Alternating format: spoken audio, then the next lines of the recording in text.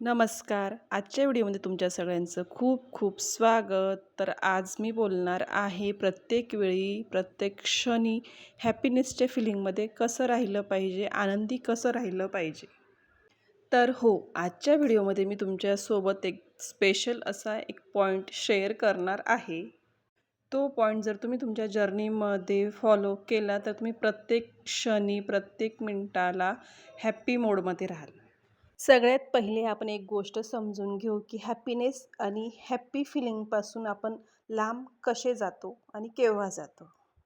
जेव्हा आपण आपली चांगली एनर्जी आजूबाजूच्या गोष्टींमध्ये वेस्ट करत असतो, जसं की तुमच्या आयुष्यात असा काहीतरी प्रॉब्लेम आला आहे ज्यामुळे तुमचं पूर्ण लक्ष त्या गोष्टीवर केंद्रित झालं आहे, त्यामुळे दुसऱ्या कोणत्याच गोष्टीचा विचार तुमच्या मनात, तुमच्या डोक्यात येत नाही. जो प्रॉब्लेम आहे त्याच्यावरच तुमचं पूर्ण फोकस आहे.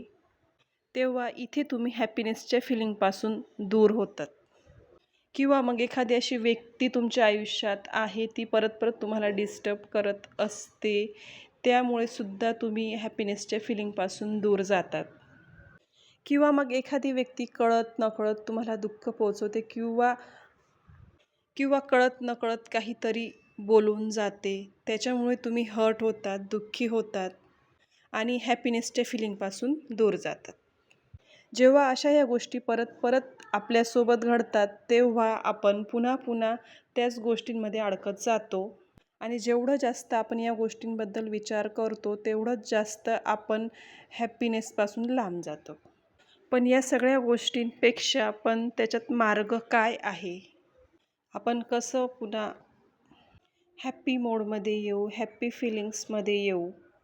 तर त्याच्यासाठी एक गोष्ट लक्षात ठेवायची की तुम्हाला मेंटली तुमचं कन्व्हर्सेशन हे डिवाईनसोबत ठेवायचं आहे.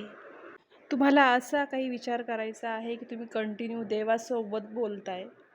जेव्हा तुम्ही पूर्ण दिवस देवासोबत बोलाल आणि देवाचा आभार मानाल, तर कोणत्या गोष्टींचं आभार? तर आपल्या आयुष्यात ज्या काही गोष्टी आहेत त्यांचं आभार नाही.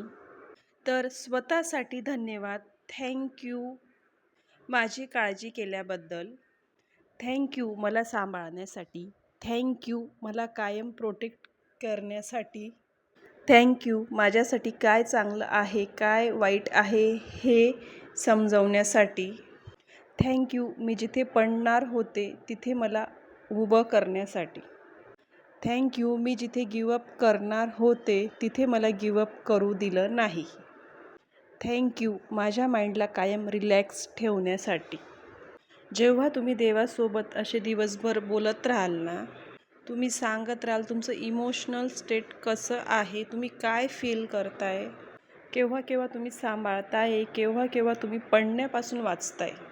असं कन्व्हर्सेशन जेव्हा तुमचं युनिवर्ससोबत, डिवाईनसोबत, तुमच्या परमेश्वरासोबत असताना तेव्हा तुम्ही 2-3 दिवसातच फील कराल की तुमच्या आयुष्यात कसे बदल घडत आहे. तुम्ही कोणा बाबतीतच निगेटिव्ह विचार करत नाही किंवा निगेटिव्ह गोष्टींचा अफेक्ट हा तुमच्यावर होत नाही. कशीही सिच्युएशन असल्यावरसुद्धा तुम्ही परेशान होत नाही. तुम्ही चिंतेत राहत नाही, काळजी करत नाही. जेव्हा तुम्ही पूर्णपणे शांत असतात तेव्हा या सगळ्या गोष्टी फील होत असतात. जेव्हा तुम्ही तुमचं पूर्ण फोकस स्वतःवर आणि तुमचा विश्वास युनिवर्सवर, देवावर ठेवतात, तेव्हा तुम्हाला या सगळ्या गोष्टींचा अनुभव येतो. जेव्हा तुम्ही तुमच्या कामाशी काम ठेवतात, तुमची एनर्जी, तुमची ऊर्जा ही स्वतःवर लावतात, जेव्हा तुम्ही स्वतःला चांगल्या मार्गावर चालण्याचा प्रयत्न करत असतात, तर आपल्या आयुष्यात कोणत्याच चुकीच्या गोष्टी घडत नाही किंवा कुठलीही गडबड होत नाही. म्हणून मग कायम आनंदी राहा, हॅप्पी राहा आणि तुमचं हॅप्पी मोड हा कायम ऑन ठेवा.